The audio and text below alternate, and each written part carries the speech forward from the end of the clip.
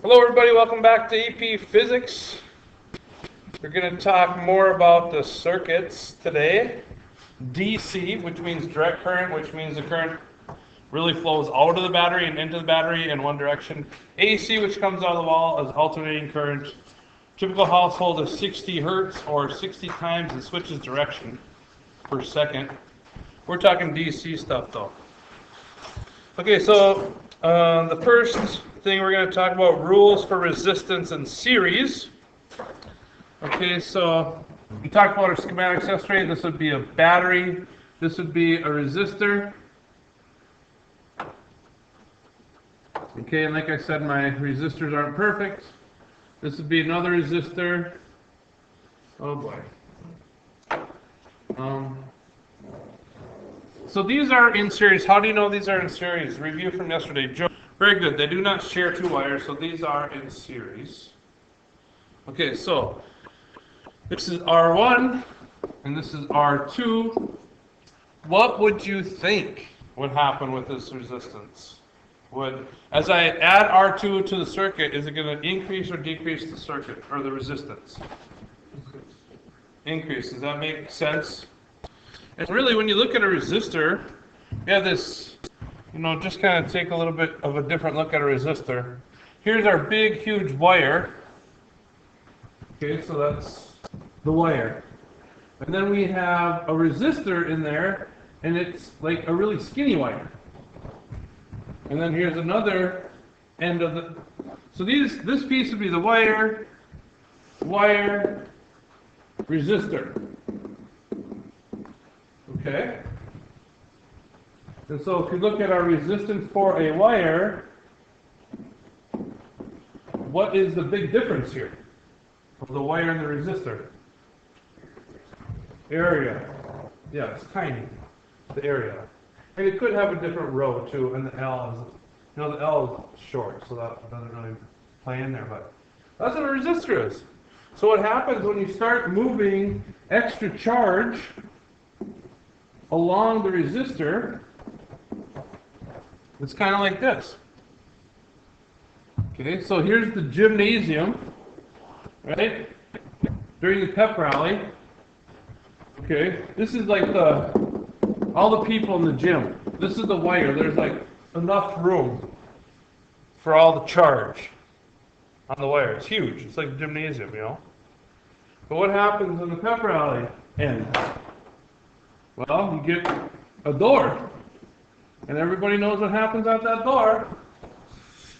It's a large flow of people, and you get rubbed on, don't you?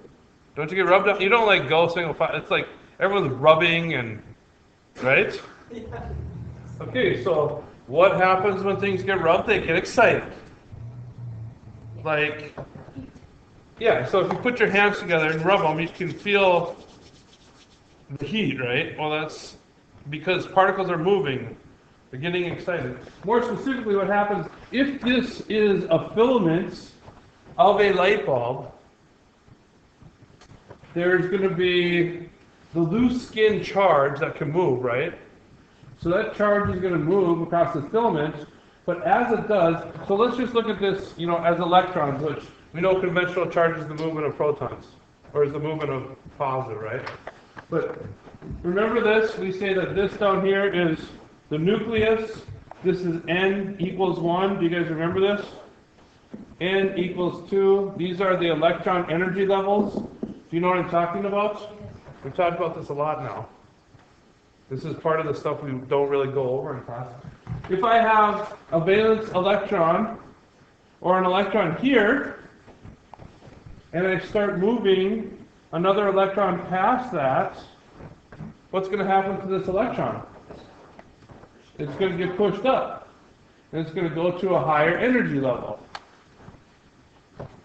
And that higher energy level really is like potential energy in a way, right? Because it wants to go back down to ground state. Ground state is the first energy level, or the energy level it came from. And then as that charge moves on, that force of electricity isn't there anymore. This thing falls back down, and what does it emit? Well, we call it a photon. And you know, light might be a better description because it doesn't have to be something that you see, but it's an energy wave. Okay? And then that particle here, that packet of energy, the amount of energy that it has is, I believe, E equals hf. You see that on your formula sheet. And the rest of the equation is it also equals pc, which p is momentum times the speed of light. Okay, so that's the amount of energy that a particle of light has, a photon.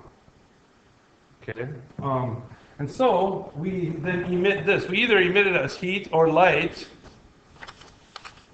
You know, because that rubbing on your hands is, you can feel the heat. If we see it, it's going to be light. So that's what happens in here. So when you know, I kind of call it electrical friction. It rubs on, and the reason I call it that is because it's easy to know what happens in the gym. You rub against people's shoulders. I mean, you really do when you come out that door. I've seen it happen 1,000 times. And so you know that you're having that friction, that electrical friction. And then when you rub on the door or on the walls, that you know, the door frame, that would be like rubbing on the filament of the resistor. And that the door frame, you could measure a heat change before and after the pep rally. I know you could. So this slows everything down, right? If the whole wall just got smashed out, oops. If the whole wall got smashed out, then it's just like another wire. There's no resistance, or very little resistance. But it's not like that. We have just a little resistor right there. Okay? Now, so this is the commons. This is the gym. What would happen if I put in another resistor, do you think? Would it be even harder to get out? Yeah, it would, because you'd have to go through 2 doors. You'd have to make that movement through 2 doors. That'd be that double the push. So this is resistors in series. So, back to where we started, the resistance total for a series, so it's probably R sub S, is equal to R1 plus R2 plus on down the line. Do you see that formula on your AP sheet? Okay, so now does it matter if I have a bigger resistor here or here? Would that have anything to do with the way the circuit runs? A bigger resistor? Yeah, like let's say that I have this resistor has a 10 ohm resistance and this one has a 1 ohm resistance. Would it matter if I switched them around? No, not at all. Now I would get a different power dissipation. Like, you know, I'm going to have more power on this one than I am on this, and if I switch it around, it'd be vice versa. But the whole circuit is still going to run the same. Like, so the order does not matter with this at all. Okay, so you better know that to write that down. Okay. So let's look at. Let's go back to the gym because it's always fun. Pep rallies are fun, right? Okay, so. Okay. What happens if I add another doorway? Do you think that's easier to get out that way than it was with just one doorway? Yes. What happens if I make just a really, really, really thin doorway where just like one person can get out at a time? Does that help a little bit? A little. So does that continue to decrease your resistance as you add resistors? Yeah. So resistors are pathways or doorways. So this would be like parallel. So if I have a circuit like this, there's a certain amount of resistance there. If I add another resistor Is this in parallel or series, by the way? Parallel, right? Because they're sharing two wires. I'm looking at you two mostly because these kids better know this already. Is this parallel? Because they're sharing two wires. So this is like that. Oh, I better add another one here. Now I've got 3 places for the electricity to flow. Even though I'm adding resistors to the circuit, it's getting less and less resistive. Does that make sense? Okay. So what do you think a good formula for that would be? Joe? Very good. So 1 over Rp is equal to 1 over R1 plus 1 over R2 plus on down the line. So this is like the capacitor situation, right? Because when we had capacitors in series versus parallel, it was the same formula. The only thing is, this is opposite of the capacitors. So the capacitors in series had this relationship, where the resistors in parallel have this relationship. The capacitors in parallel, and you should know why that is. You know, when you think about the capacitors, there's more metal, same voltage and things like that. Does this make sense then? Okay, so let's do a little bit of practice. Let's see if you can do this. Okay. This is going to be 9 volts, and I'm going to say that I have a current of 5 amps. My question to you, what is the resistor?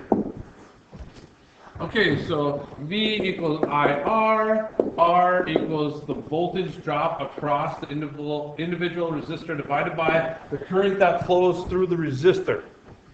How do you know that 5 amps flows through this resistor? The first question.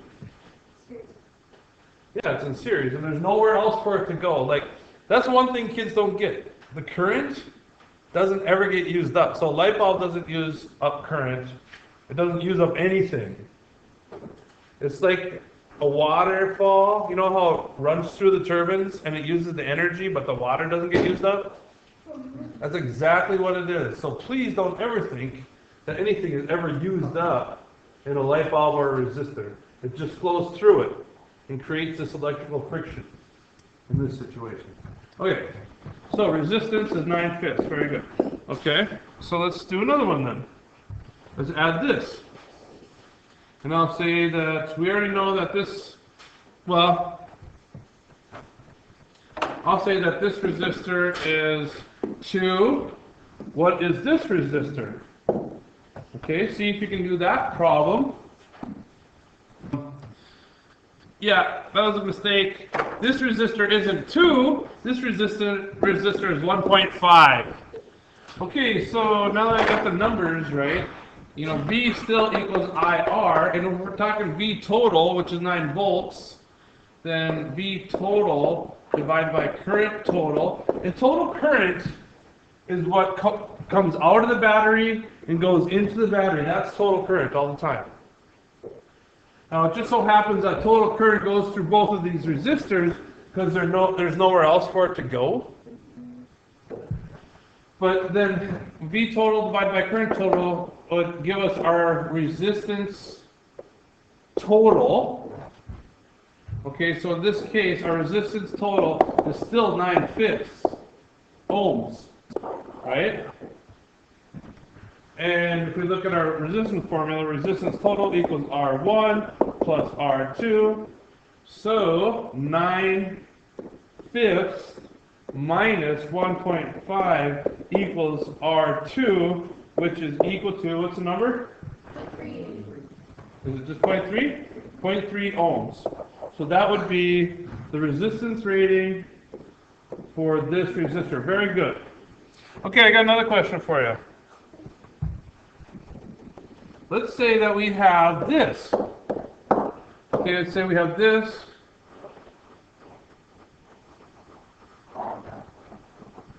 Okay, and I'm going to say that I have a resistor that's equal to 1 ohm.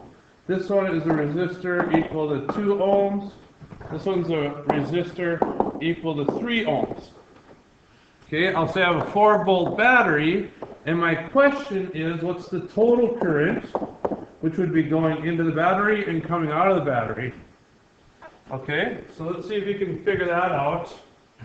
Okay, so we're just going to start this out by what's actually happening to the current. Well, I'm going to draw the current as lines. I'll say there's 3 lines of current that flow into and out of the battery. Okay? What happens here, first of all, which one's going to resist that current more? That one, right? So, part of the current is going to go that way, but a bigger part of the current is going to go that way. Does that make sense? And then they both come back around together to join each other to get this total current again. So if we're talking, the first thing we want to do is figure out the total resistance of the circuit, okay? So, the next question I'll ask is this piece here parallel to each other? Are they parallel to each other? Okay, so what I would suggest to do is figure out the resistance of that part. Okay, so do that. Okay, so we put that into our computer and figure that out, and we get an equivalent resistance of 1.2 ohms. Do you agree with that? That's the equivalent resistance of this whole piece. Do you have a question? Anyone? No, Amy answered it. Okay. So now that we have the equivalent resistance, can we say that this whole piece here is in series with this? Yeah, so then we just treat it like, now that we figured out the equivalent resistance, we just treat it like a series. So the resistance total for this circuit then is going to be 2.2 ohms. Do you agree with that? Okay, so then, now we can figure out our current. So you say V equals IR, I equals V divided by R, 9 volts divided by 2.2. Our total current is 4.091 amps. Okay? 4.091 amps.